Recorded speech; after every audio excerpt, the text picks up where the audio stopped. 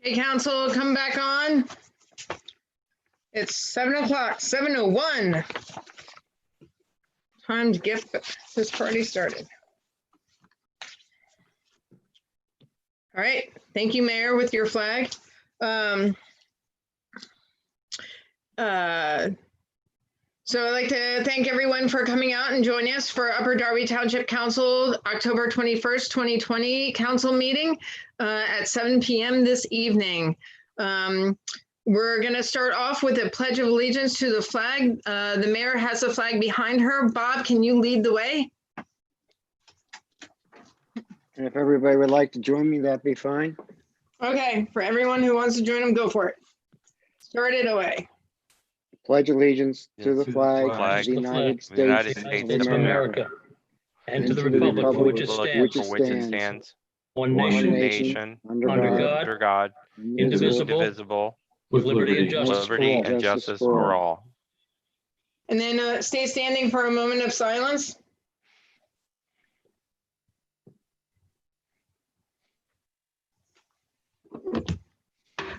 Thank you. At this point in time, can Councilwoman Billups give us a roll call?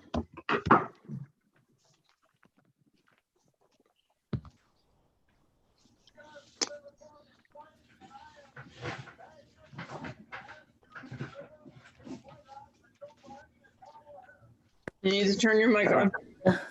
Sorry. You're the president, sorry. Councilman Tunis, Everyone turn your mics on.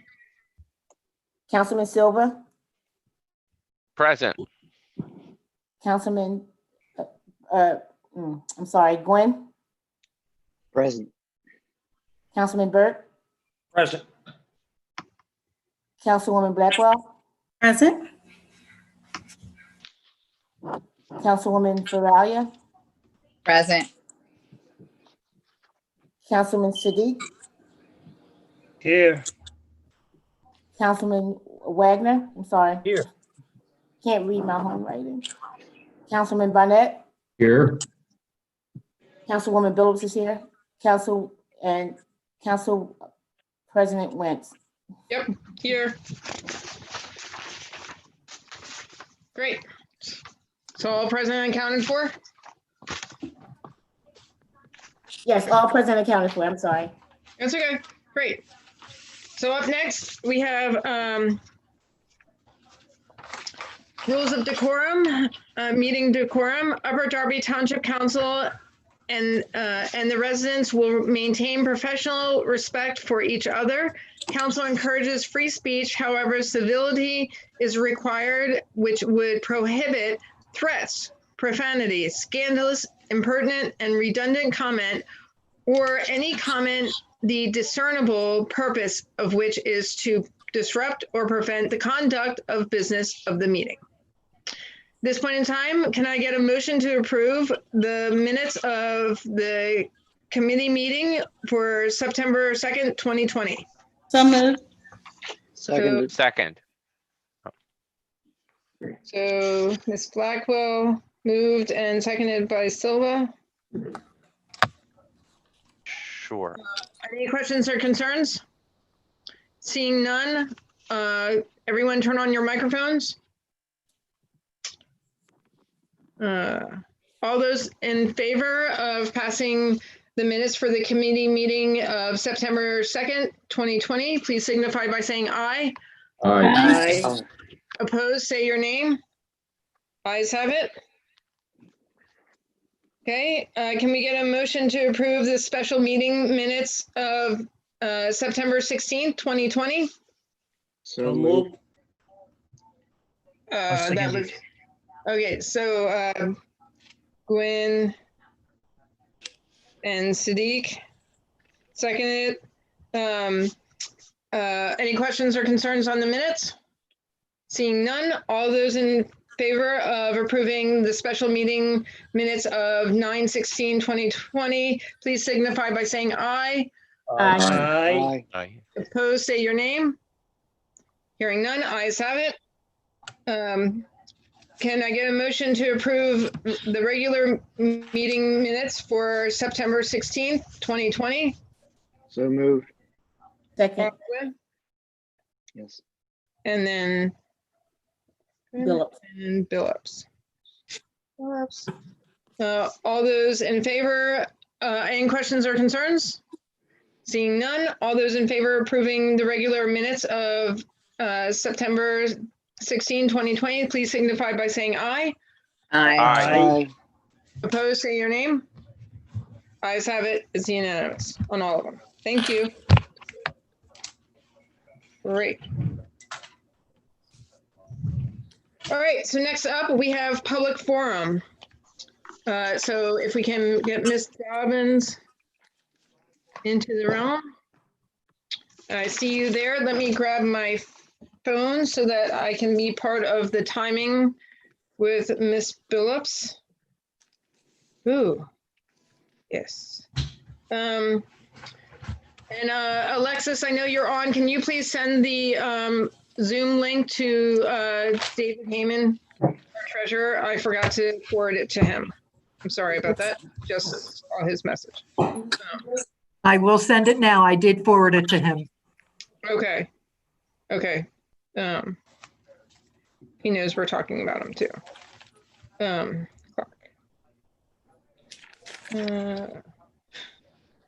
Okay. All right. So Ms. Billups, you got to turn on your mic so that you're, and everyone, I'm going to mute you guys. Okay. Besides Ms. Billups. Okay. So go ahead, Ms. Dobbins. Gerald Harrison, 29 South Kirkland Ave, Upper Darby, PA. Regarding request for the inclusion of an additional line item in the UD budget 2021. This money is for the curbside placement and maintenance of trash receptacles and flower pots along the Westchester Pike corridor as needed, vicinity of 69th Street to Township Line Road. Thank you for considering this request for an additional line item in the Upper Darby Township budget 2021. Gerald Harrison. End of comment. Okay. Mayor, could you, where'd she go?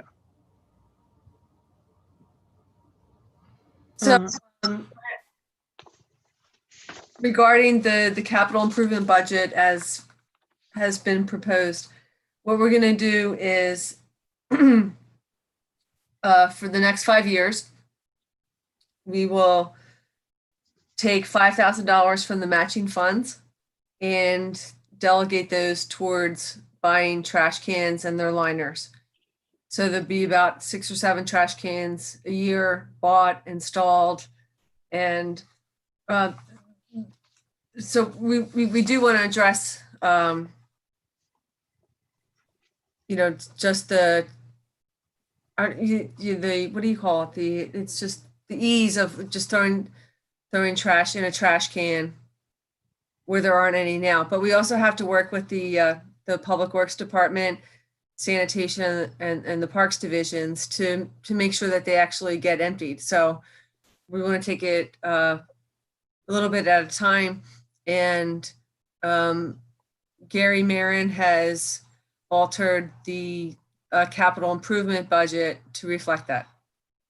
So we thank you for your input, especially Jerry. I know that's something that's very near and dear to your heart, and we're addressing it. So Awesome. Thank you. Councilman Burke? Yes, thanks, President Wentz. Does that include all the business districts or just on Westchester Pike? Because I know down through 69th Street, it's been a lot better and a lot more emails that I've received in Texas about how 69th Street looks a lot better, come Monday, come Friday mornings, where, it was a tough time in the past. But, other business districts, I know Fern Boulevard's reached out. They've reached out to me, and I know they've had a couple calls in. So is it just a pilot program, or is it going to be throughout the town? So we're just going to include in the capital improvement budget, 6 or 7 trash cans a year. We also have to remember that they have to be maintained, and it's throughout the township, and we have to work with Joe Martin, to see where they should go and stuff like that. It's just, I don't want to, I don't think we can pretend like we just dropped down here off the moon, but trash collections, trash cans has been a pretty recurrent theme at the council meetings. We're just trying to address it in a slow and steady way. And we want to make sure that once we put them in, that they, that they get emptied on a regular basis. So it's not for just Westchester Pike or just Long Lane or anything like that. We will be working with Joe Martin more directly when the capital improvement budget is passed too. Like, it's got to be passed before we can actually do things. So That's great. Thank you. mm-hmm. Thank you very much for helping to make that happen. I see Councilman Bonnet, and then I see Councilwoman Blackwell. So Councilman Bonnet. Thank you, President Wentz. Again, Mayor, appreciate your consideration, all that. And again, like Councilman Burke said, I was also contacted. And in fact, I sent in an email requesting on behalf of the Roanoke Station Business Association, these trash cans to be placed along Fern Boulevard. Is there any indication when that might happen? Well, again, we actually have to get the capital improvement budget passed, and then we work on it, right? So. Well, let's assume that we're going to have that capital program passed in the next several weeks, at least this year for sure. And is it fair to say that come spring, we would be able to expect trash cans to be put along Fern Boulevard and other areas that have desired to have them? I would And say I realize you have a limited supply.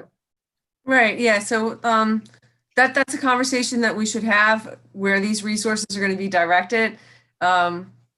So we're open to a lot of things. I mean, Roanoke Station Business Association is kind of lucky. They're actually pretty organized, right?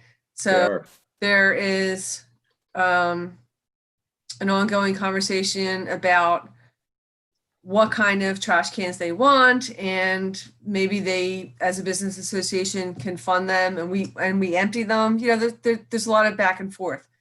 The capital improvement budget is like kind of like a template or a skeletal design of the things that we want to invest in. But yeah, but I can't say right now that they're going on Fern Boulevard or Westchester Pike or Long Lane or anything like that. No, we are just trying to budget for them, and we'll work through it though.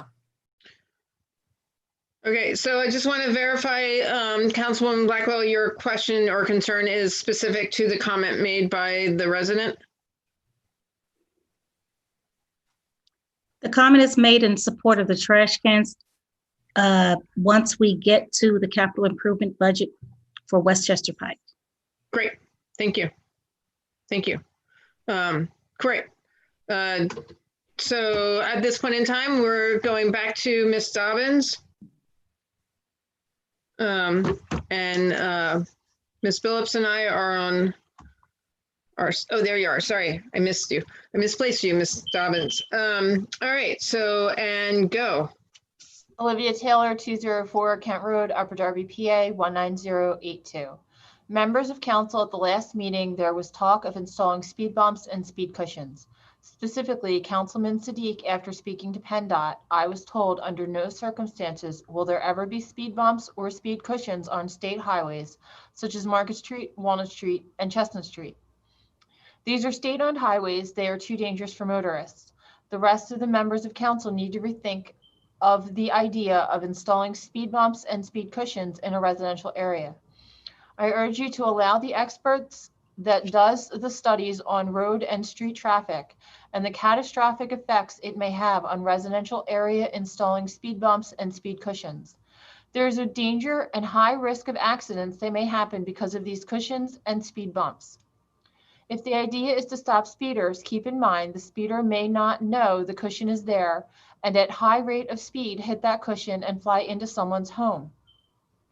It has happened. That is just one, the most dangerous of many X that may happen. Also consider the parking and how it may affect the structure of the street, especially if installed in front of someone's home. There has to be another way to combat the speeding, installing more stop signs that are clearly seen or flashing lights attached to the stop sign. Another subject I would like to speak on is the homeless population that has taken over 69th Street. Where is this council going to do about it? It is cold and flu season. We're still fighting this virus. How are going to stop the spread of many diseases that may arise from this problem? Thank you, Olivia Taylor. End of comment. Thank you.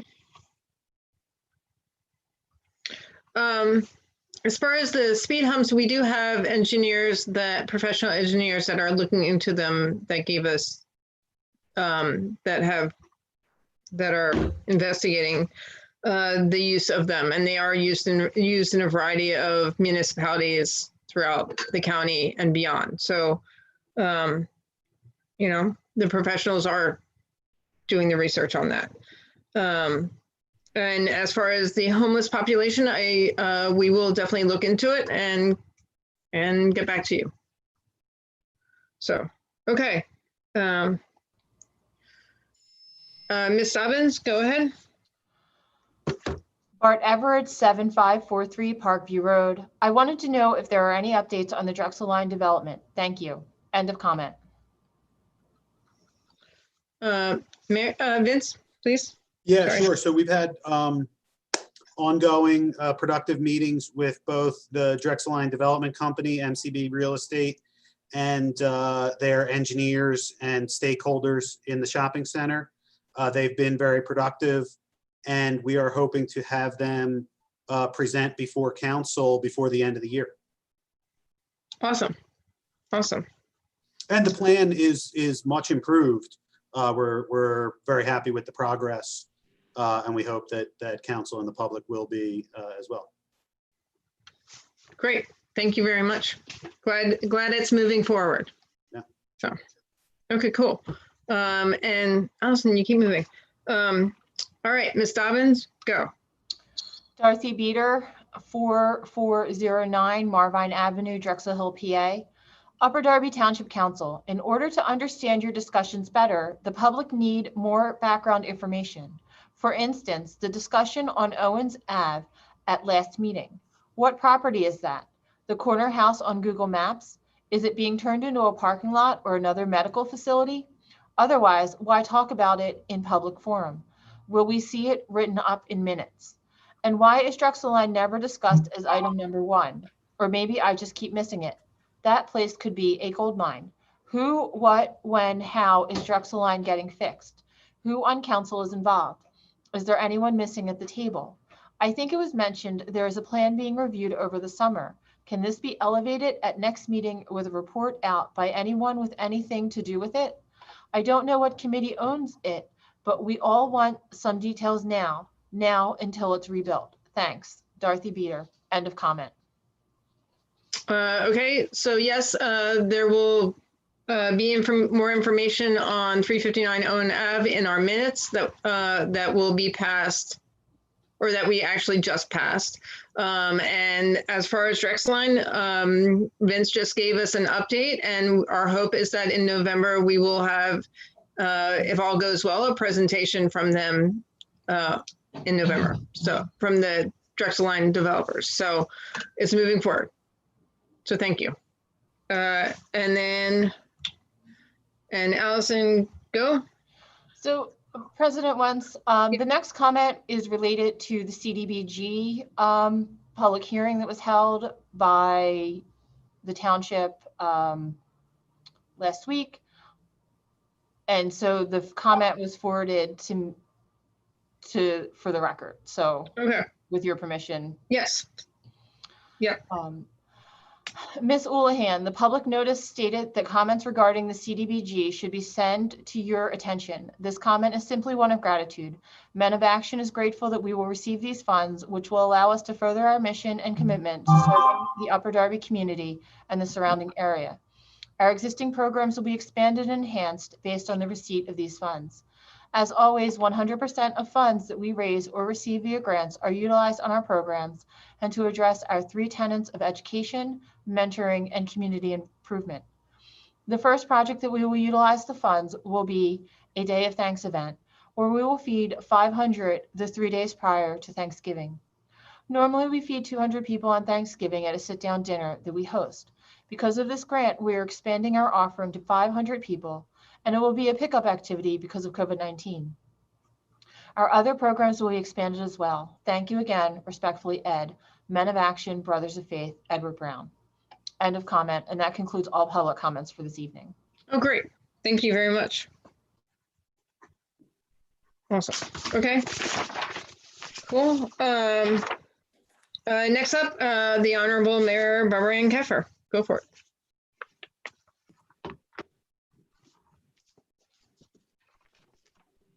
You gotta unmute yourself.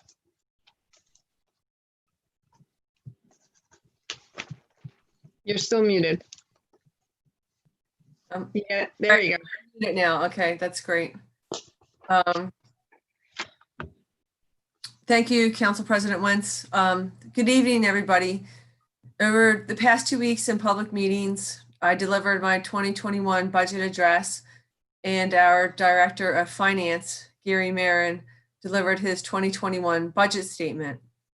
Our goal is to hold the line on municipal taxes and fees for next year, even though we began the year with an over $8 million structural deficit. Working with council, our administration has worked constantly and steadily to create legislation that covers the cost of township services, and also worked with all township departments to hold costs as low as possible. Our finance director has also worked closely with our department heads to craft a program-based zero-sum budget to reflect expected expenditures and revenues. Both the budget address and the budget presentation are available on our township website, upperdarby.org.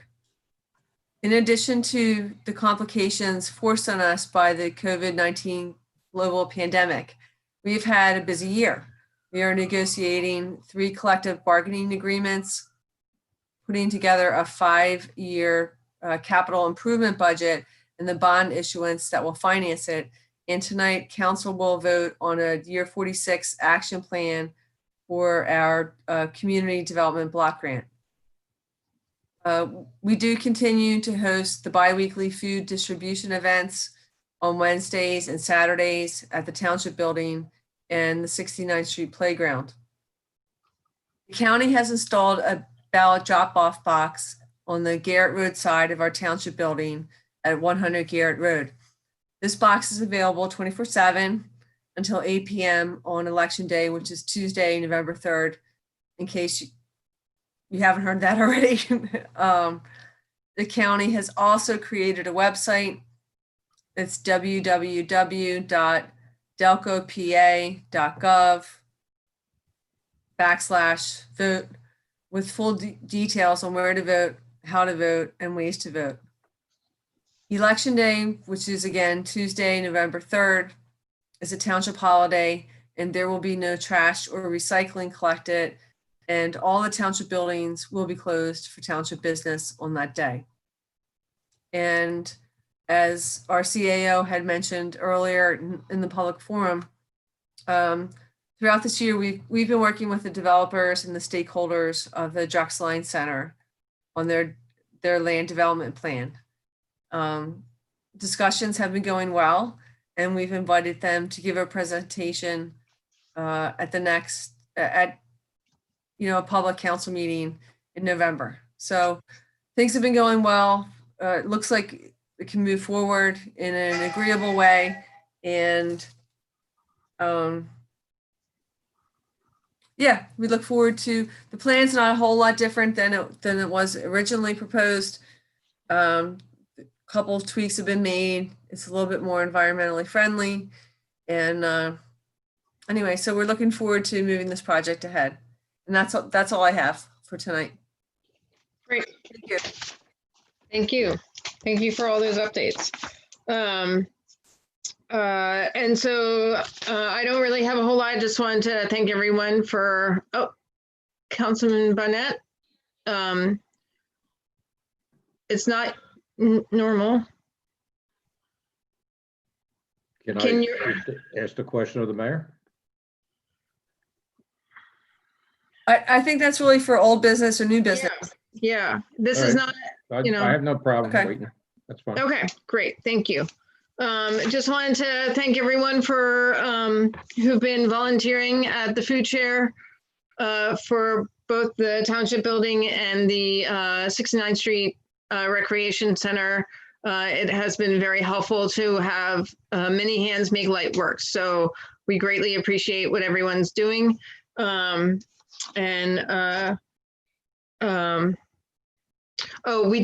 should also say that we did have an executive session prior to this meeting on litigation. We did not get a chance to go to the Highland Park Firehouse last weekend. We are actually going this weekend. So just wanted to give that heads up on the council side. So that's it for me. So we will move on to committee reports.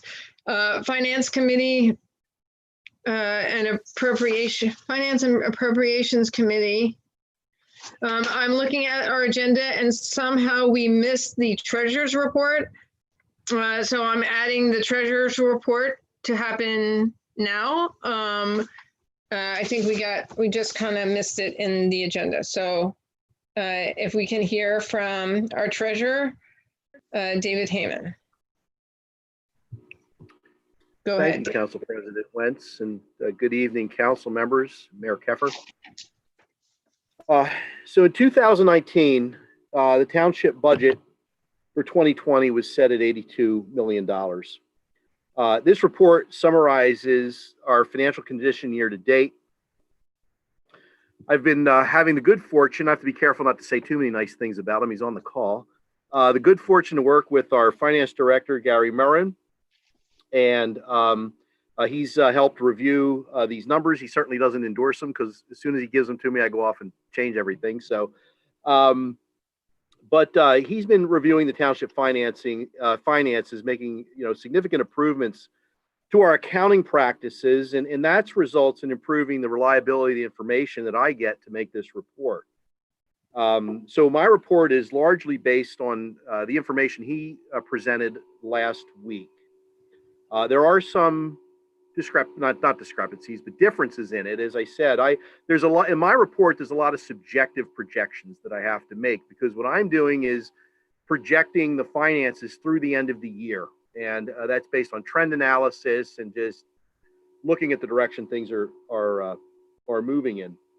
So there's some differences between his numbers and my numbers, but over time we'll probably get those numbers pretty tight.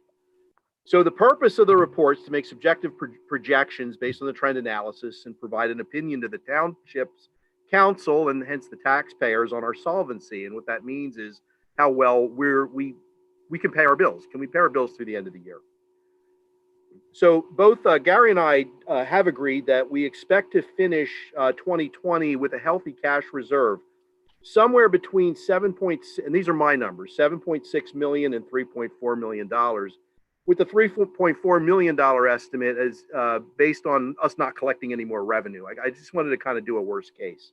So we're looking in pretty decent shape. We finished, we started this year with 5.77 million. So we're right in that neighborhood. I included in my report to council a month-over-month chart of the general fund balance compared 2020 compared to 2019. So you can kind of see how those bank accounts have tracked and sort of correlated with each other over the course of the year.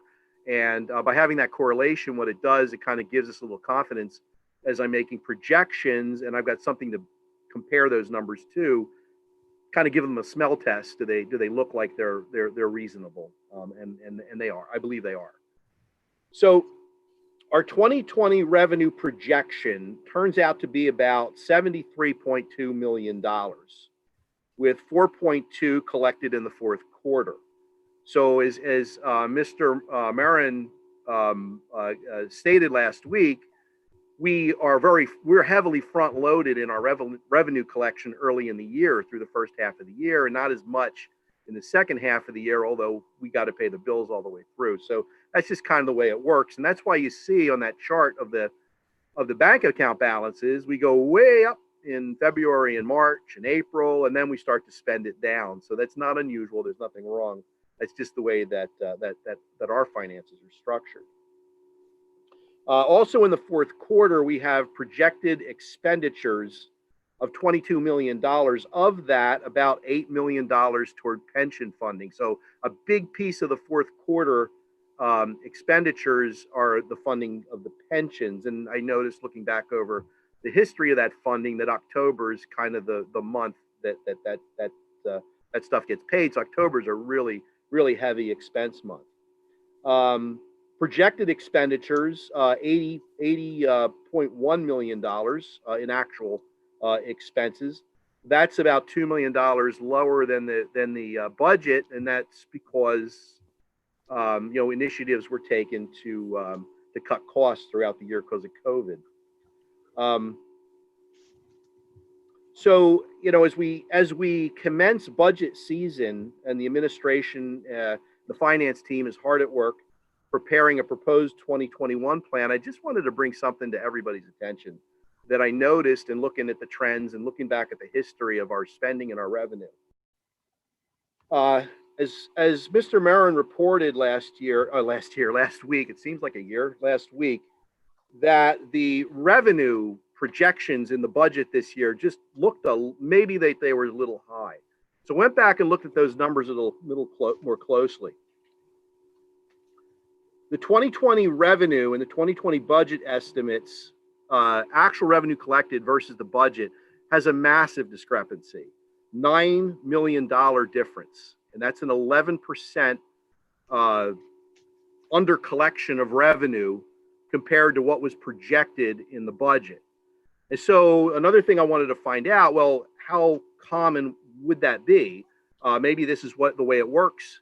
And so I went back and looked at that, and actually going back to 2010, the range of difference, it ranged from 0.18% in 2017 to 4.8% in 2010. So I'll take that as a 5% tolerance for error in the budget estimate. But this was 11.02%.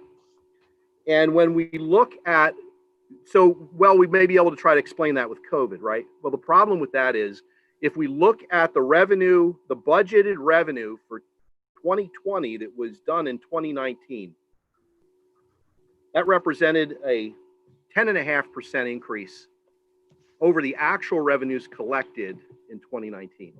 So that just kind of hit me as an anomaly. And so in my closing remarks to council, as we move into budget season, I hope on behalf of the taxpayers that some real attention is paid to the revenue estimates in the new budget. And that concludes my report. Great. And could you send me the report? I'm not sure if you did. I sent it to two of your emails today. Oh, really? And I just checked them and I couldn't find it. So. Okay, check the junk folder. Anything that comes from me usually goes into somebody's junk folder. Oh, come on. All right. Well, I'll make sure. I'll make sure you have it, Council President. But I just I'll make sure council gets it so they can look at your report and your numbers. Okay. Got it. Does any council members have questions for the treasurer? I see Councilman Siddiq. Go ahead. It's not a question, just I would like to thank him for his hard working and giving all the information and make it clear regarding our finance. Thank him so much. Thank you, Councilman. Anybody else? Yeah, I do. Yeah. So you're saying there's 11% discrepancy in the revenues collected, and then there was also an increase in the expectation of revenue.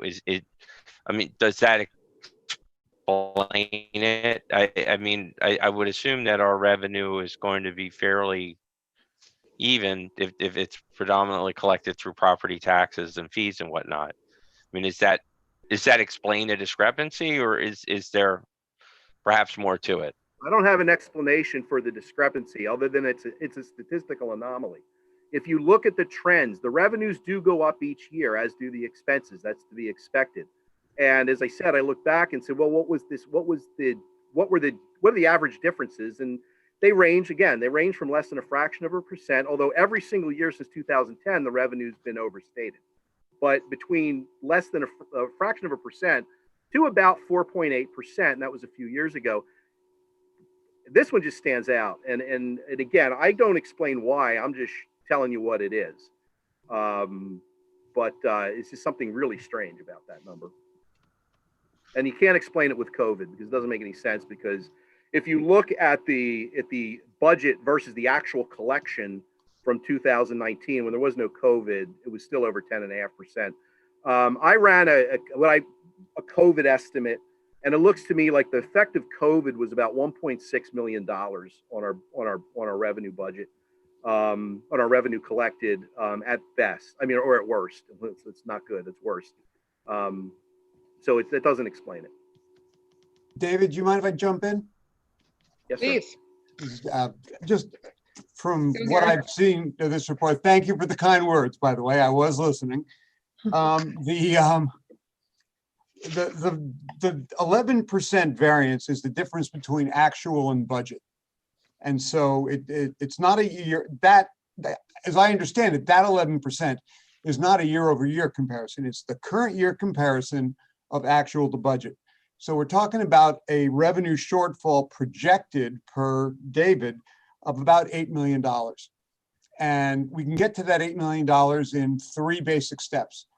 The $4 million revenue shortfall, where we had that over budgeting that I pointed out last time, the $2.6 million in revenue that actually did impact the general fund because there's a negative revenue item of 2.6 million or 2.384 million transferred to the sinking fund, and the rest, about $1.5 million, is legitimate shortfall pursuant to COVID. So that's how you get to your $8 million. The lion's share of it is not really performance, it's the sinking fund misstatement and the $4 million over budgeting of revenues. Thank you for that clarification. Okay, I'll go back into the background. You rock, man. All right, great. Any other questions or concerns for our finance people? Since I see Councilman Barnett. Go ahead. Thank you, President Wentz. I take exception to this. We had this conversation last time, Mr. Marin, about categorizing the sinking fund as a misstatement of funds. It was intentionally discussed in great detail at budget time last year that we were taking 2.6 million out of cash reserves and using that 2.6 million to show on the revenue side to help balance the budget. We did that in lieu of raising taxes, which was the probable outcome if we didn't. I do believe we will survive as a result of having done that. So I take exception to your choice of words when you say misstated. It wasn't misstated. It was purposefully discussed and stated that we would use those funds for the purpose intended and budgeted. If I go ahead. I'm sorry. I don't. No, go ahead, Gary. Out of turn. Can I share my screen for just a moment? Please do. Let's take a look at the. This is the page, one of the pages that was sent to you in detail supporting my presentation last week. So this is the actual 69 million. There's about a $5,000 difference between what David showed and what I have in my calculation through September. And this is what the original budget showed at 81,107,000. Now this number, 69 million, projected through year end, David is showing at 70, what was it, 73?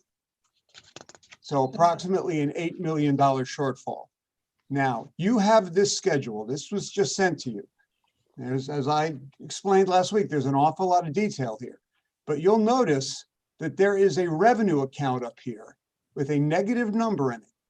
Not budgeted, but yes, actual, $2,386,051 transferred over to the sinking fund. This is, for a little bit of, let's call it rounding error, 2.6 million. This is what makes up for the fact that there was no revenue in the sinking fund. This is how the sinking fund survived for real. We took the money out of the general fund and transferred it over. So if you take this number plus those 4 line items that I had shown you that amounted to another 4 million, there's 6.5 million of the $8 million shortfall. I do not mean to characterize any decisioning that was made last year. I'm not addressing that at all. I'm only addressing what is actually happening versus what is in the township records for budgets.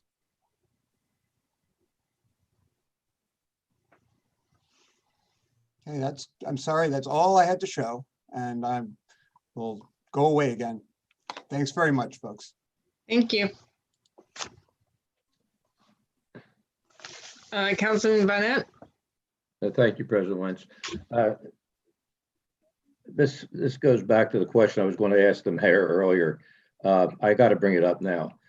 Until, my question basically is, when are we going to be able to see a detailed line item budget for proposed for 2021? Because I can't begin to digest or get my arms around anything based on or analyze the budget based on the draft budget that was submitted to us. So I know you're going to do it eventually. You have to do it. My question is, when can we expect to get a detailed line item budget so we can make our own analysis of how monies were spent last year, or this year rather, in 2020, and how they are proposed to be spent in 2021?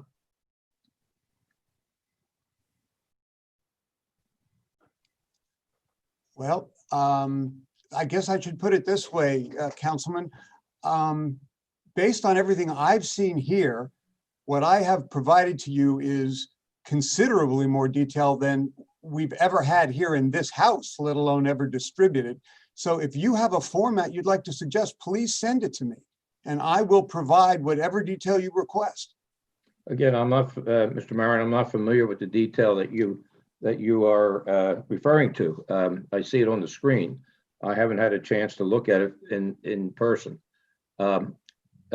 Perhaps Councilman Gwynn and can, as chair, I believe you're the chair of the Finance Committee, Bob?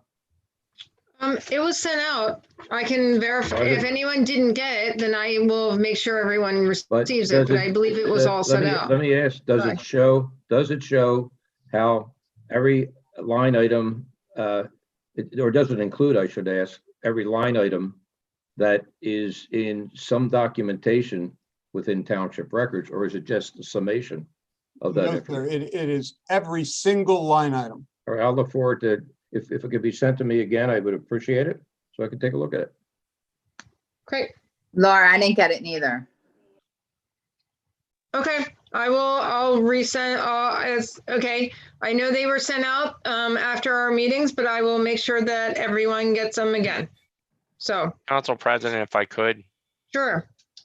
Yes, that email was sent on October 14th. I do see Councilman Bennett and Councilwoman Faralia on it as well, from CAO Rongione. And that was October 14th at approximately 10 p.m. Thank you.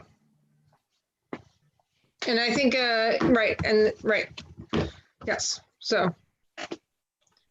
Okay, I see Councilman Tunis. I have it, Laura. Okay, thank you, Lisa. Yeah, just a quick question. We've been referencing a lot of things from our previous meetings. Are there any way as a council member I would be able to see minutes from these previous budget meetings, or any minutes from previous meetings prior to my time on council? On the website, you should be able to look into the fall agendas. There, all the minutes for November is when the presentations or when the public hearings were. Presentation was in October, and then the vote was in December. So if you look in those timeframes, you should be able to find the minutes from the previous and the documentations that were presented in theory. Understood. Yep. Anyone else have questions for our finance guys? All right. Seeing none, thank you very much, both of you, for taking part. You guys rock. Okay, great. So next up, we are going to move into, sorry, I kind of interrupted the Finance Committee's agenda. So for the Finance and Appropriations Committee, co-chairs Councilman Gwynn and Silva, members Blackwell and Burke, and we have a resolution 49-20. Solicitor Richardson, take it away. Thank you. It's a brand new one, so we should read it. Yes. Thank you, President Wentz. This is Resolution 5920, a resolution of Upper Darby Township, Delaware County, authorizing the submission of application for funding from the Commonwealth of Pennsylvania Department of Transportation, Multimodal Transportation Fund for the purpose of improving safety, connectivity, and ease of use at the Seacane train station. Whereas Upper Darby is desirous of obtaining funds from the Commonwealth of Pennsylvania's Department of Transportation Multimodal Fund for Transportation Infrastructure Improvements for Safety, Connectivity, and Ease of Use at Seacane train station. Whereas this township is the 6th most populous municipality within the Commonwealth and borders the largest municipality in the Commonwealth. And the township needs to improve existing and/or establish additional transportation infrastructure. Whereas this council believes it to be in the best interest of the township to apply for the Commonwealth of Pennsylvania Department of Transportation Multimodal Transportation Fund and utilize the funding for overall infrastructure and improvement and establishment to increase connectivity, safety, and overall usage. Now therefore be it and hereby resolved by the Upper Darby Township Council and hereby resolved by the authority of the same as follows. Township is hereby authorized to apply for, execute, and submit a grant application to the Pennsylvania Department of Transportation Multimodal Transportation Fund, and if successful, to accept the grants to be used for the project as detailed in the grant application. The township is authorized to provide such assurances, certificates, and supplemental data or revised data that may be requested in connection with the application. So ends the reading of the resolution, President Wentz. Great, thank you. And also Council, Alexis did try and get us supportive documentation earlier on, and we were all having problems opening it. So she just sent it to me during our meeting, the original one that she had gotten, and I forwarded it to you actually during the treasurer's report. So I just wanted to let you know to check your email. I know ideally getting documentation during the meeting is not the best, but we did receive it earlier. We just couldn't open it. So I just wanted to let you know that that information is there for you. Can we get a motion to approve resolution 47-20? Council members, you need to turn on your microphones. I saw Billups and then Gwynn. So moved by Billups and Robert Gwynn. And are there any questions and concerns on this? I'm guessing Lisa. So Yep. Go ahead. So my question is, what is this grant for? What are you going to be using the money for? What safety issues, I mean, like safety measures are you taking to do? Yeah, so, oh, excuse Go me. ahead. So SEPTA is already planning improvements to the Seacane train station, expanding the parking lot and doing some other things around their stop there. And in our conversations with them, there are a lot of connectivity issues with the project. So there are some areas where there isn't sidewalk or adequate sidewalk. There are some areas where the crosswalks aren't clearly delineated, bike lanes, bike racks, handicap accessibility. So some of these things were kind of on the cutting room floor for SEPTA's core of the project. And so when we talked to them, they actually suggested to us that the multimodal grant would be a way for the township to get some of those things included in their plan. And also that because their project has already been through approvals and is shovel ready, that the likelihood of us being awarded the grant would be substantially increased. So if I'm being honest, it wasn't really one of our first ideas to put the grant into this station, but because of the tight timeline and because of the things that I just mentioned about how it would improve the project and increase the likelihood of getting the funding, we decided to go this direction.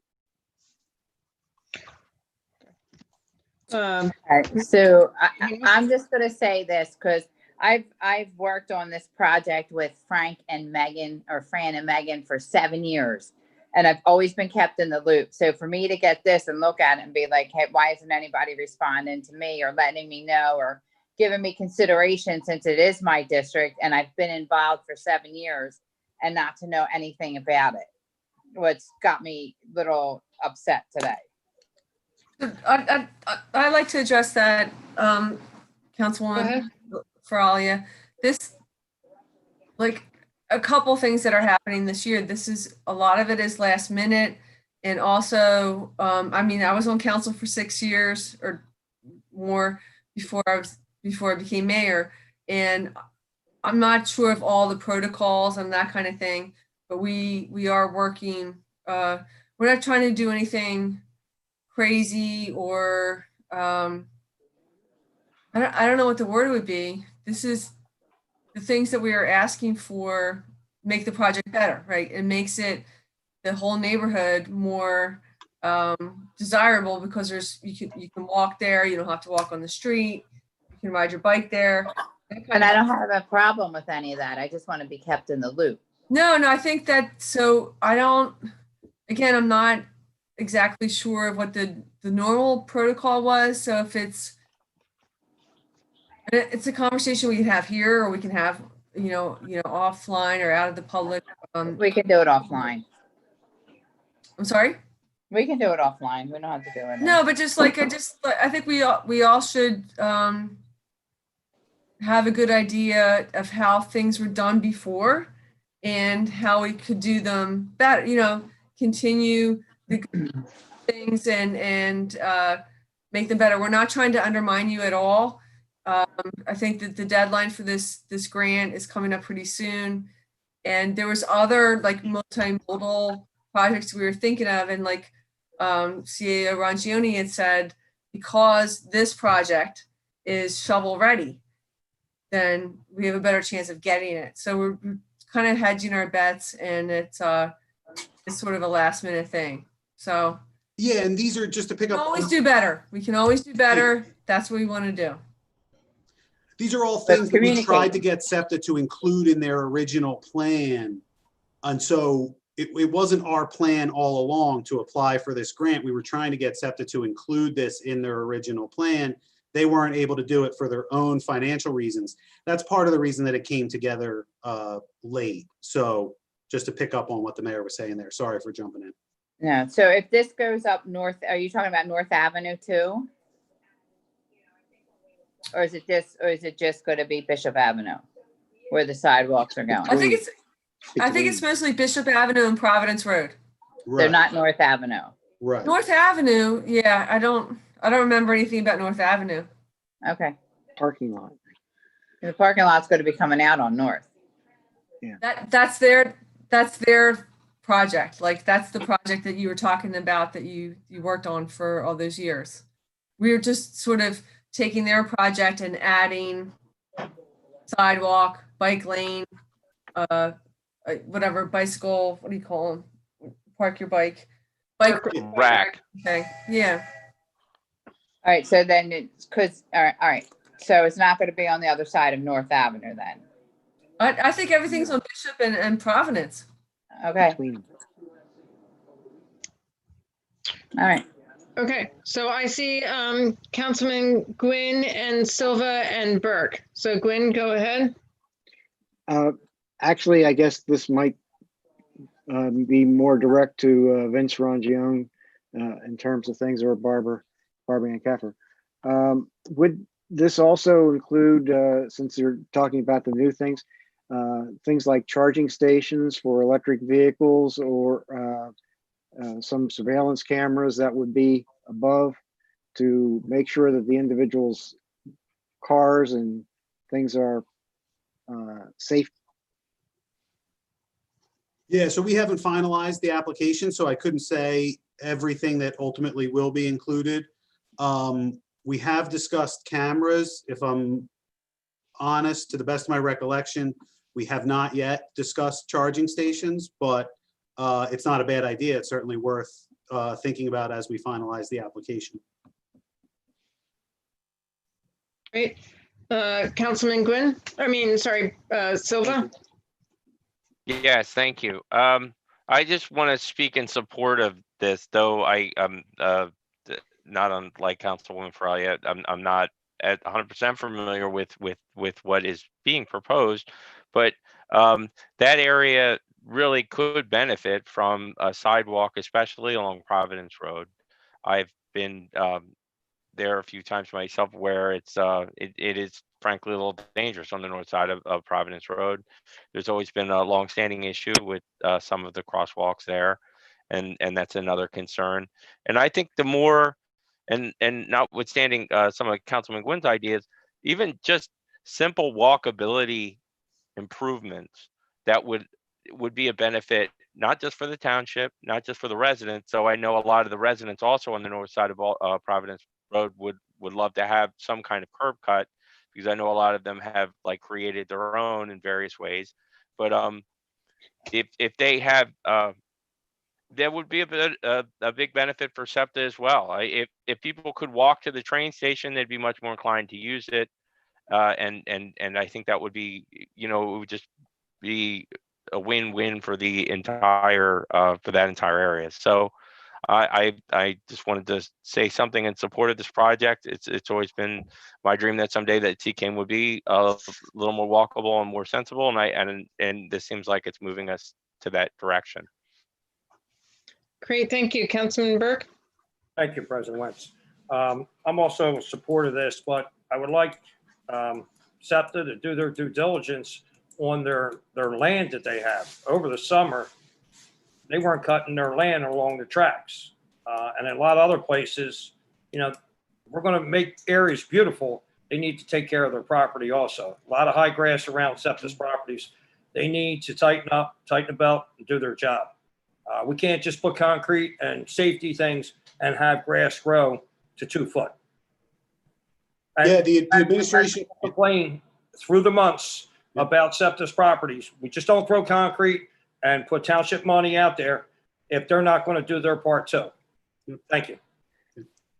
Okay. CAO, you were, Rongione, you were saying something. Oh yeah, I just wanted to say, the administration agrees with Councilman Burke 100%. And one of our other ideas was actually a grant to do beautification along the trolley lines and the trolley service line. So we are very active in those conversations with SEPTA, both about just generally holding them accountable the way that you mentioned, and also pursuing, other types of funding to clean up and beautify their properties in the township, for sure. So we agree. Great, thank you. I see Councilman Bonnet and Councilman Nguyen, you have already spoken, so Councilman Bonnet is next. Thank you. Thank you. This is for you, Vince. Do you know if there's a matching component, financial match requirement for this grant? And if so, will SEPTA participate in that match? So SEPTA will be very supportive of our application, but there haven't been conversations with them about that support taking on a financial component. But they will advocate for us to receive the grant, write letters of support, help us develop the plans, et cetera, as a minimum. I believe the match requirement on the grant is 30% for the township, and we haven't finalized the amount that we're asking for. So I don't know exactly what that 30% match will be. because we haven't finished exactly what we're going to be asking for. Is that if we have to make the match financially, is that something that can come out of the capital program, or does it have to come out of the general fund? I believe that it would be capital eligible in most cases for this particular project. Yeah. All right. Thank you. Great. Anyone? Yeah, Go ahead, Mayor. If I just real quick, like part of the Public Works capital improvement budget includes matching funds. So that's like a little, we're trying to give ourselves a cushion to apply for all the different grants that we're that we're able to apply for that pertain to projects that we want to do here. So it's budgeted in the capital improvement budget. Great. Thank you. Is there anyone besides Councilman Gwynn, because he's already spoken on this issue? Okay, seeing none. Councilman Gwynn? Don just asked the questions I was going to ask. Oh, okay. Well, then you're good to go then. So we don't know the amount that this is really going to be. Correct. We're voting for the principal then. We're voting to apply. Yeah. Yep. For permission to apply. Okay. All right. So seeing no more discussion on this, council members, turn your microphones on. All those in favor of passing resolution 47-20, please signify by saying aye.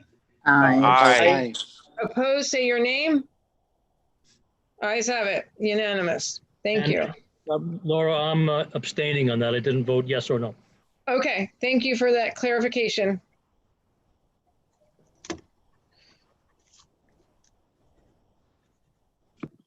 Okay.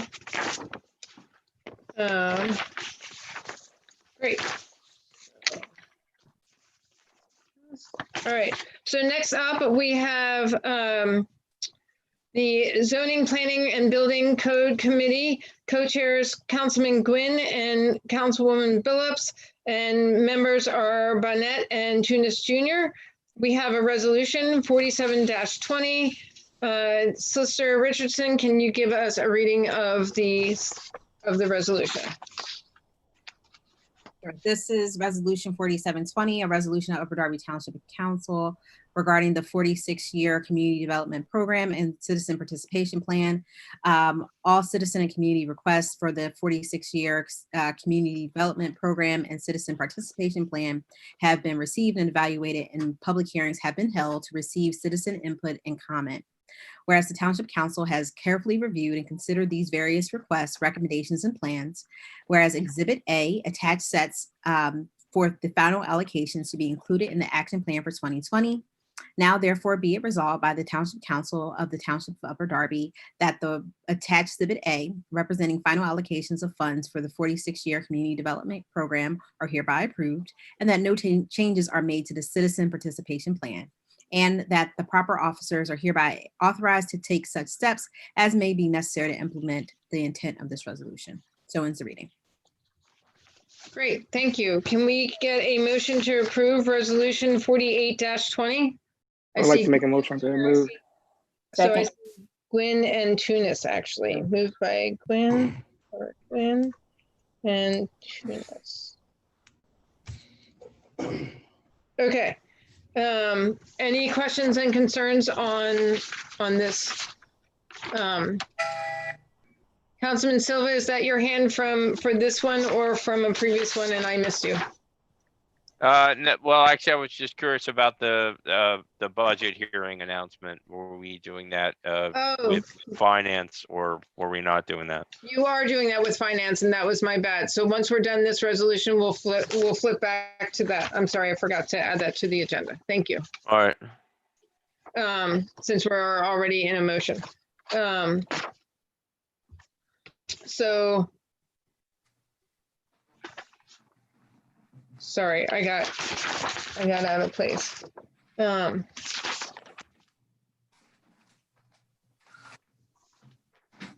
Oh, okay, sorry, I got punctified. Okay, so for, how did I mess that up? All right, 47. So, I'm sorry, I had my pages messed up. Did I just mess up the, did we just vote on 47-20 or 49-20? We 4720 is what, Correct. we're talking about now. We voted on 49-20 already. Okay, I just want to make sure I didn't.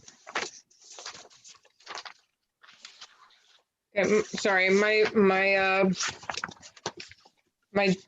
resolutions got all mixed up, so sorry about that. I got confused. So 47-20. Okay, so are there questions and concerns on 47-20, right? That's what we're talking about. Yes. Okay, I'm seeing none. Great. So everyone turn your microphones on. All those in favor of passing 47-20 for this, please signify by saying aye. aye. Aye. Aye. Opposed, say your name. All right, everyone's for it. Great. Dun, dun. So this was.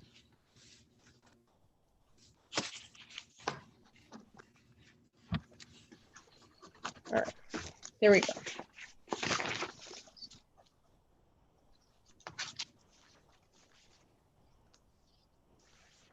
Okay, sorry. So I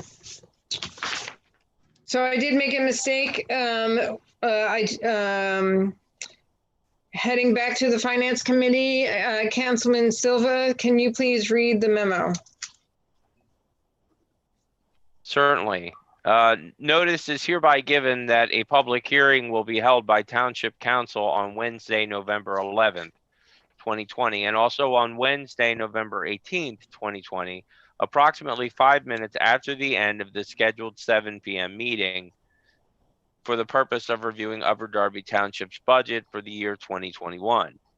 Due to current CDC recommendations, council members will be participating remotely, and the meeting will be streamed to the public via YouTube Live at https://www.youtube.com/Upper Darby TWP.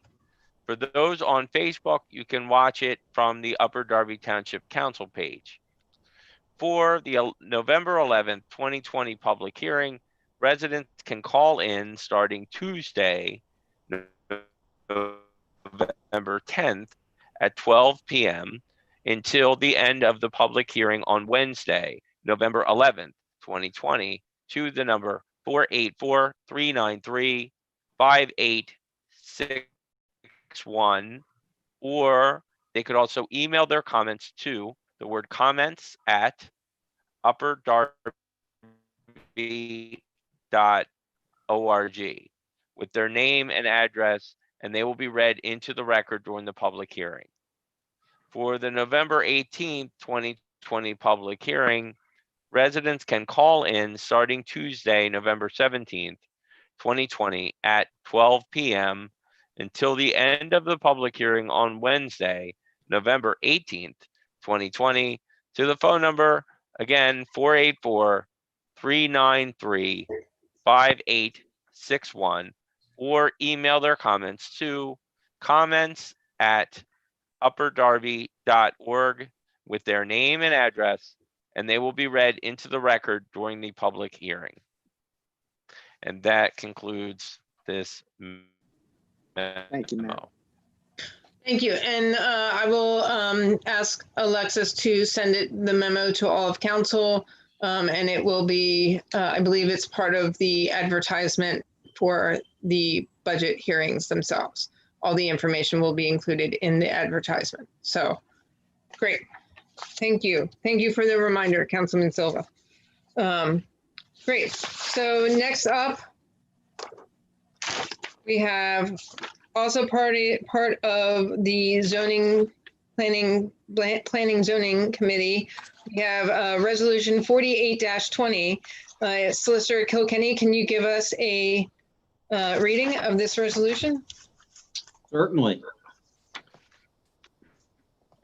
Resolution 4820, a resolution of the Township of Upper Darby, Delaware County, Pennsylvania, appointing Gary Marin, Director of Finance, as the certifying officer for United States Department of Housing and Urban Development by Mayor Barbara Ann Keffer, pursuant to Section 403 of the Home Rule Charter. Whereas Section 403 of the Home Rule Charter provides that the mayor may delegate to an appropriate delegate the responsibility of representing the township in deliberations with other governmental bodies. And whereas the regulations of the United States Department of Housing and Urban Development require that the township have a certifying officer to carry out responsibilities of 24 CFR Part 58.13, and whereas Gary Marin, CPA, was appointed as the Director of Finance on August 19, 2020. Whereas Mayor Barbara Ann Keffer desires to delegate the responsibility of certifying officer with HUD to the Director of Finance, Gary Marin. Now therefore be it resolved by Upper Darby Township Council that pursuant to Section 403 of the Home Rule Charter, Gary Marin shall serve as the certifying officer for HUD and shall assume all duties as required by the Charter, Code, and laws of Pennsylvania. The resolution is adopted this day in council chambers, 21st day of October. Thank you. Great, thank you. Can we get a motion to approve Resolution 48-20? So I'll make moved. a motion. Blackwell. Second. Blackwell and Tunis. Okay, are there any questions and concerns on this appointment, on this resolution? Councilman Bonnet. Go ahead. Thank you, Madam President. Just a question for Solicitor Kilkenny. Does this actually require an action of council, or doesn't the mayor have authority to make this appointment without council approval? I believe HUD wants a resolution. I believe that's why we're doing it. Yeah. All right, thank you. Yeah. Any other questions or concerns? Okay, seeing none. Everyone turn on your microphones. All those in favor of Resolution 48-20, please signify by saying aye. Aye. Opposed, say your name. Wagner, no. Okay. Okay, everyone else is a yes. Thank you. So that is 10 yes, 1 no. The resolution passes. Great. So up next we have Solicitor. Go for it, Solicitor. Thank you very much, President Wentz. As council heard this evening, we worked on these 3 resolutions in this past week. We've also worked with the administration, your office, and Alexis on budget advertising and moving the budget process forward and answering some budget questions as well. And then 2, I just want to bring something to council's attention. I know because of COVID, there haven't been an opportunity to do as many trainings and things as possible. But if a councilor does wish to abstain from a vote, they should do so by stating the reason why they wish to abstain, be a conflict of interest on the record, and also send a note to Alexis, the council clerk, as to why, and then they shouldn't take part in deliberations for that vote. I know some people have abstained here and there. I just wanted to clarify and give everyone the proper process for doing so. And the reason the reason for abstention in the Commonwealth of Pennsylvania is for what's called a conflict of interest, which meaning you or a family member get pecuniary or financial benefit from your service or your vote related to that service. So I just wanted to clarify the record. And if people have any further questions, feel free to email Courtney or myself. That concludes my That concludes my report. And also, too, if anyone had a question about a conflict of interest, they could always email me. I am entitled under the State Ethics Act to offer a decision, an opinion, or they can contact the State Ethics Commission themselves to find out what the proper process would be and if they had an actual conflict. Thank you very much. Thank you for that clarification. So next up, we have old business. Does any council members have any old business for this meeting? I'm seeing Councilman Burke. Hold on, please. Okay, Councilman Burke, go ahead. Thanks, President Wentz. Just back to, I guess, Michael Lante or the mayor of Vince. Just a concern about 200, 300 Gramercy. I know some of the fire zones have been painted, and I know they went out a couple times and some cars were parked there. So is it possible to get some kind of traffic study for a one-way street? Is that something we would do or just the residents would have to do? It was brought up last meeting and just trying to bring it up this meeting. Would Michael handle that, or would the residents have to get a petition for a one-way? Well, I think we're talking about a couple of different issues. One is actual enforcement of our existing laws, which would be great, right? If people that parked in a fire lane actually got a ticket or got towed, we're working on that. The lanes should have been repainted by now, but I think the first step should be actual enforcement of our existing laws, and then to go for the one way. That's okay too, but our priority is just to enforce our laws, because what's the point of having them if we're not enforcing them? And it's not just there, but it's in other areas. Anybody that parks in a fire lane or in front of a fire hydrant should just get a ticket without a question. That hasn't happened in the past, which is why we have this problem. So I think we'll start there, but I think it's an ongoing conversation. We want to keep the neighbors safe. We want to keep our first responders safe and accessible. So. I agree with you. You know, the signs that are out there, no parking, no truck parking, stuff like that. They have places. I agree 100%. And we heard from Councilwoman last week about, you know, a standoff or something like that, you know, people fighting over parking spots or whatever. We can't have this in our township, and I agree 100%. Thank you. Absolutely. Yeah, it's crazy. Yes.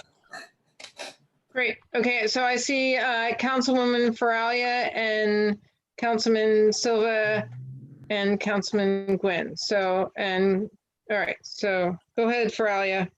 The parking, the lines are not all done. They still have to be done around the bend.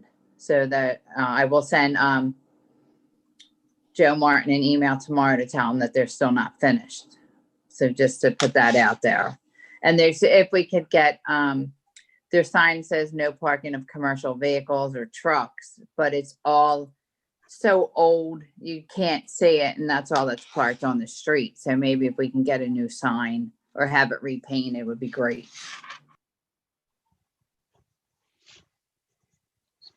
That's good. That's great input. Thank you.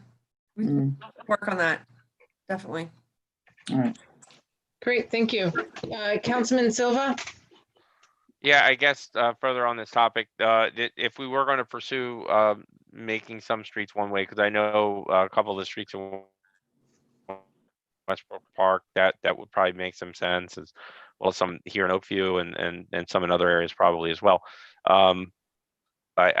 Would we just like proceed with the previous? I mean, the previous process is what, to petition the residents on the street to ask them if they would be amenable to that, or do we have a different process? Well, it's it's a 80 or 90% of the residents within that street. The petition is created by Alexis, and then it's getting the percentage of residents to sign on to the one way, or what, you know, or adding a stop sign, or, you know, making one side of the street no parking, or whatever the change of that street, you know, is, type of thing. So, yeah. Does that answer your questions, Okay. Councilman Sula? To some degree, yeah. I mean, there's probably other follow. You know what? I'll pursue this one offline, but yeah, Okay. 'cause with rentals and stuff too, it sort of begs the question that there's probably more to that question. All right, thank you Right. though.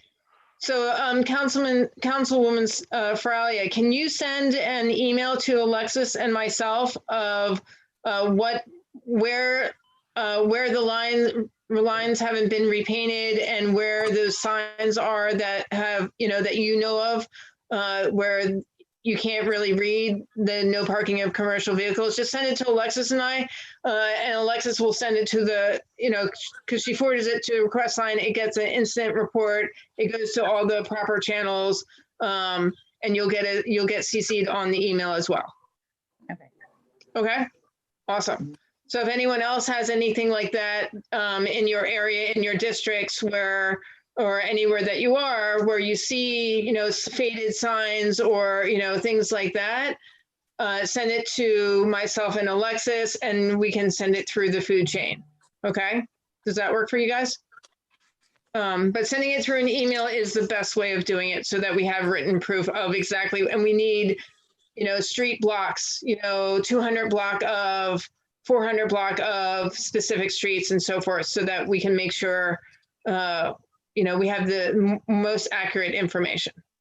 Okay. Is that cool? Great. Okay. So, and then we have Councilman Gwynn next. Turn your microphone on. Sorry.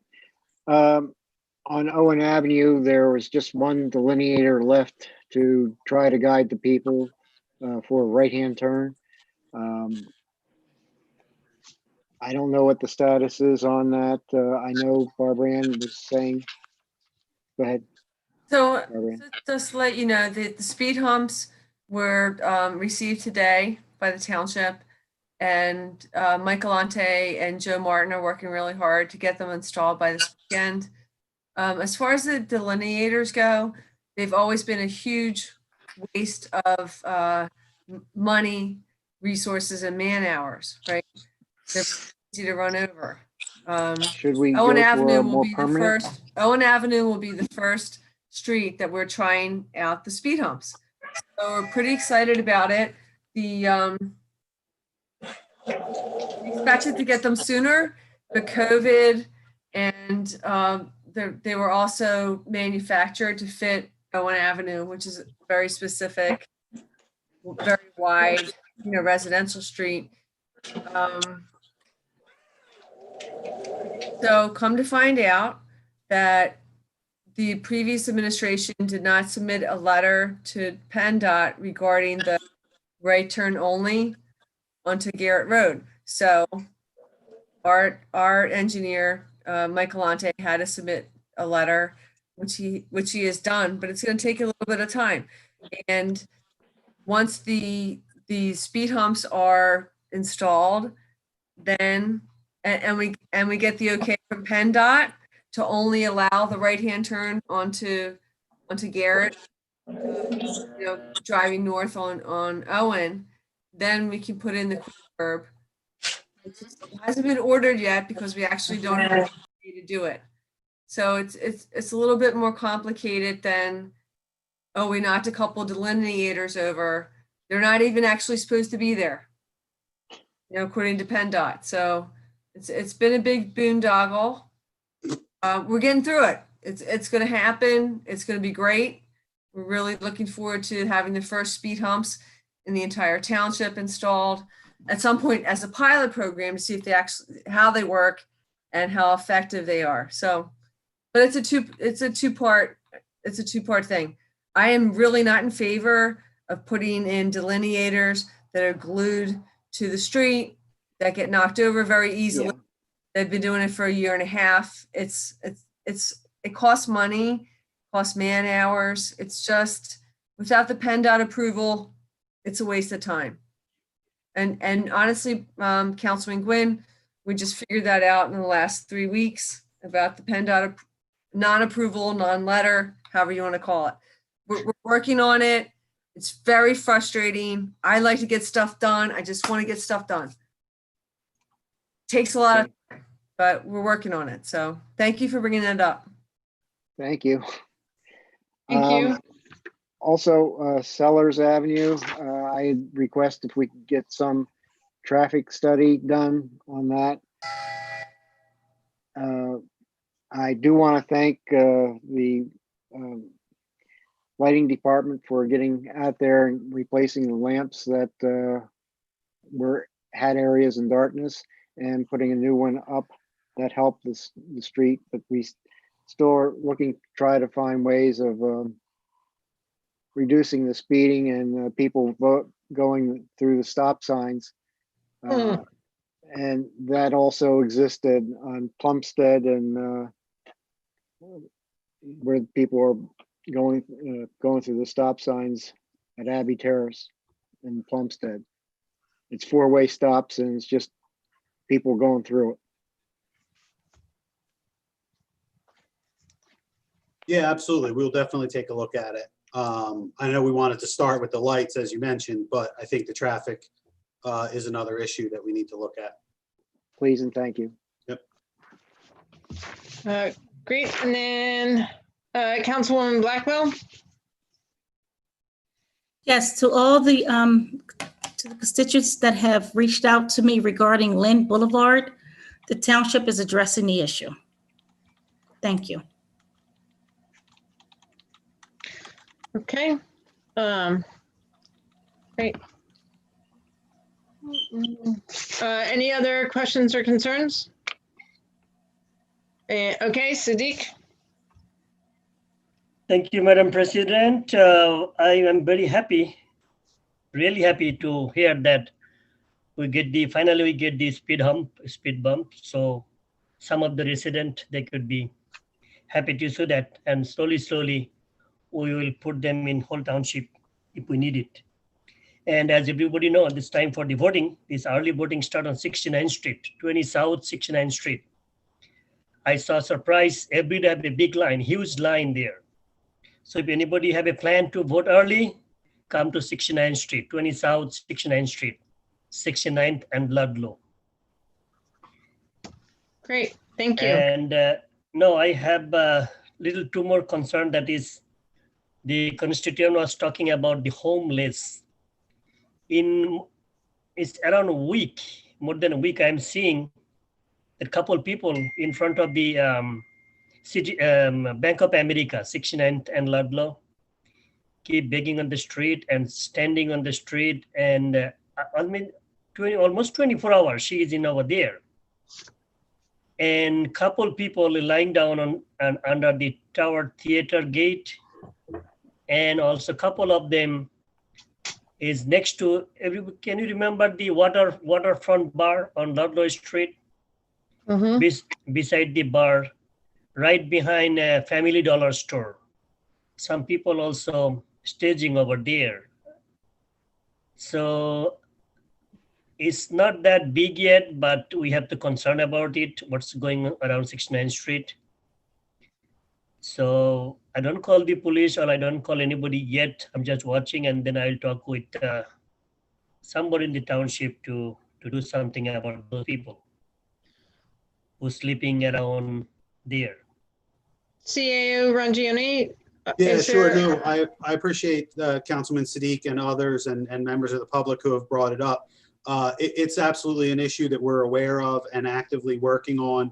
We've had meetings with SEPTA and the county, as well as our own internal discussions with the police department.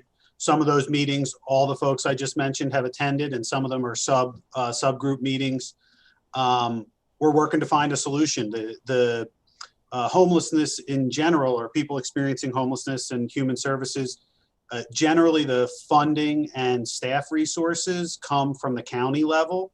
But of course, because the problem exists here in Upper Darby, we're trying to work very closely with them, and we appreciate them asking for our input and guidance on how best to handle the situation. So it's something that we're aware of, and something that we're even more sort of acutely concerned about as the weather turns cold, right? We've been fortunate to have some warm days, but in the next week or two, we're going to have overnight temperatures in the 40s And so we're also working on emergency shelter and emergency kind of warming stations, things to make sure that people are safe while we address the more systemic issues. So I do want people to know that it's something that we're aware of and working on. Thank you so much. Same time, I have a question for you regarding the old Sears building. I saw the door is open, some people working inside yesterday on 69th Street. Is anything happening with that building, this Sears building, old Sears building? Interesting. There were people in there working, you say? Yes, I do. There's a two-door wide open. I saw people is in there. Huh.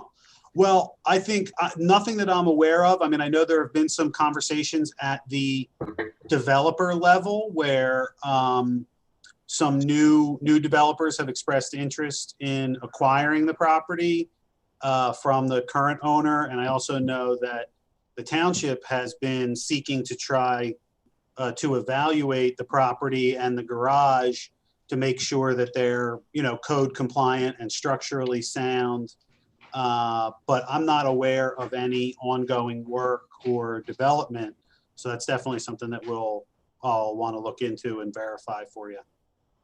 Okay, maybe it could be the viewing because, I was inquiring that one is very important for us, for our township, that this should be open business or whatever is revenue coming to our, a long time is shut down there, that need to be utilized that area. So it will bring more people, more revenue to our township.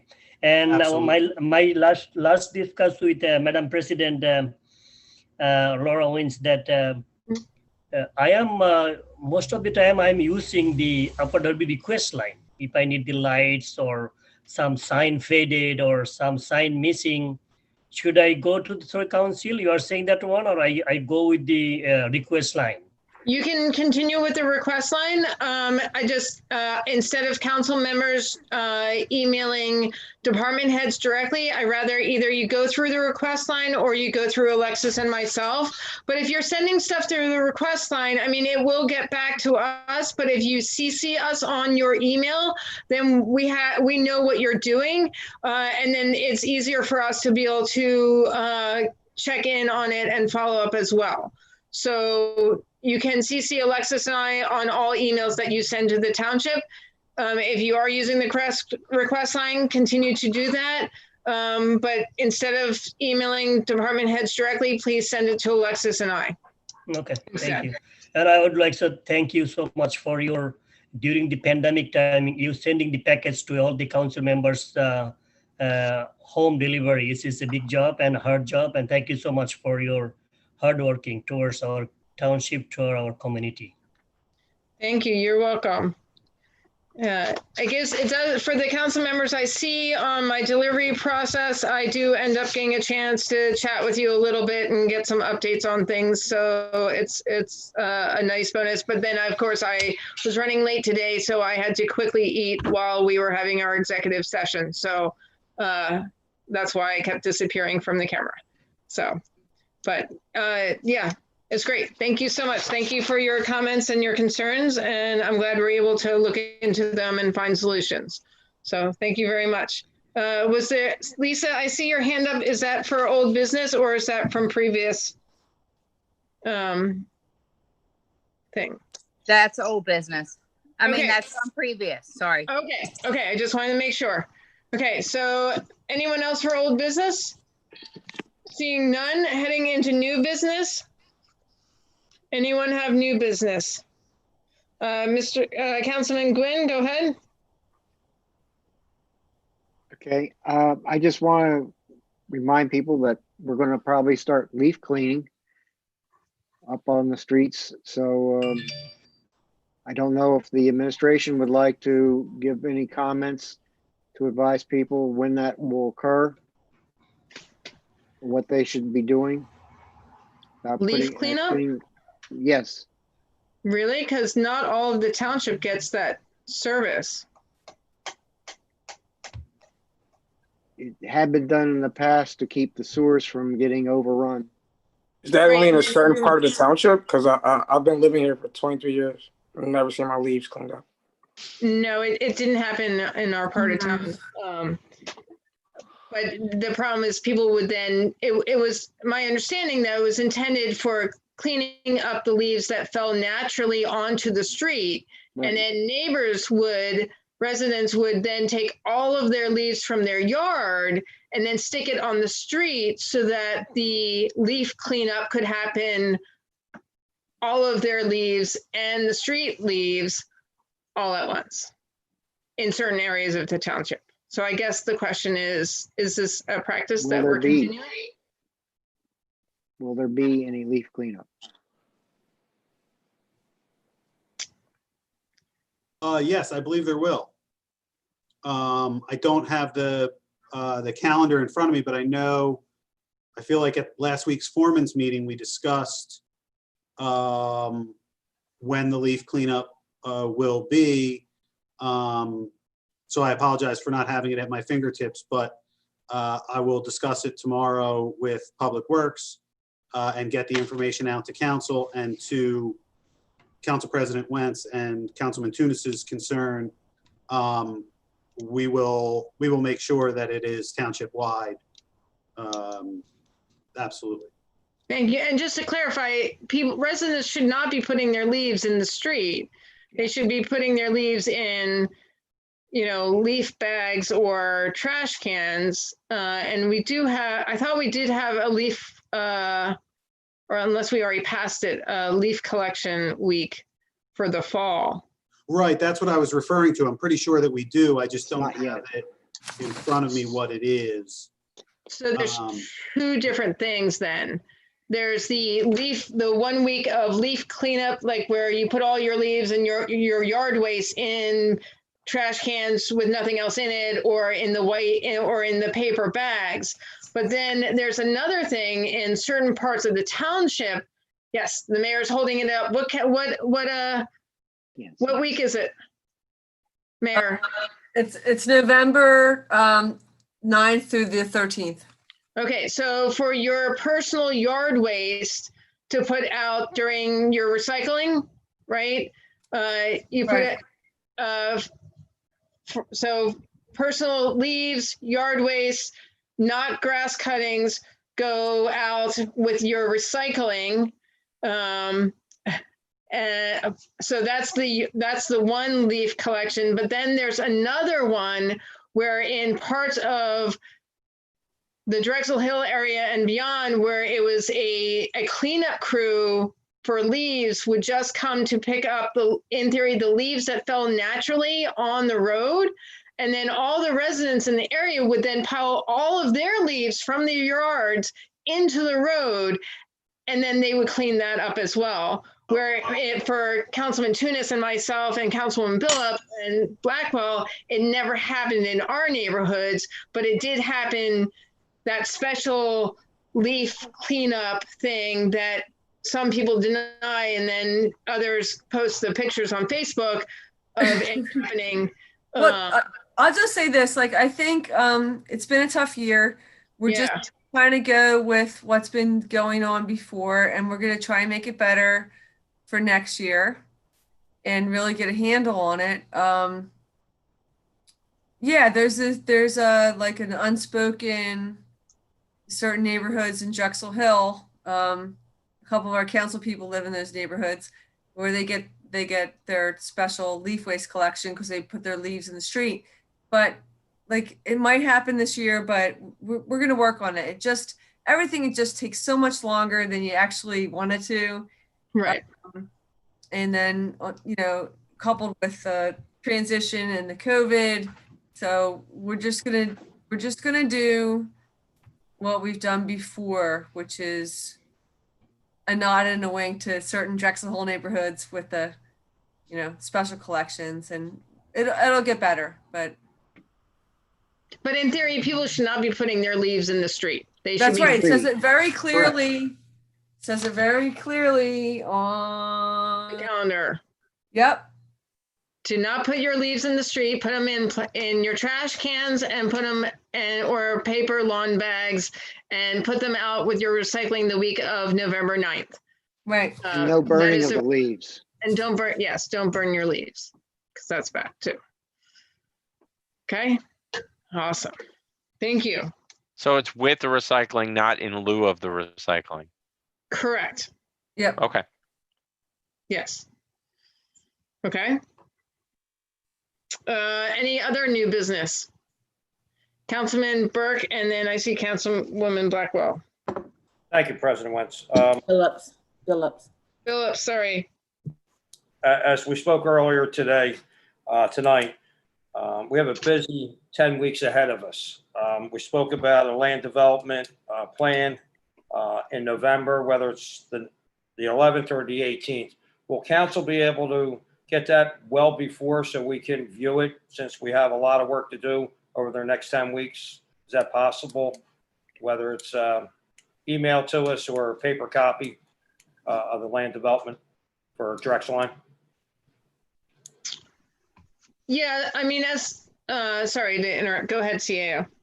Oh, no,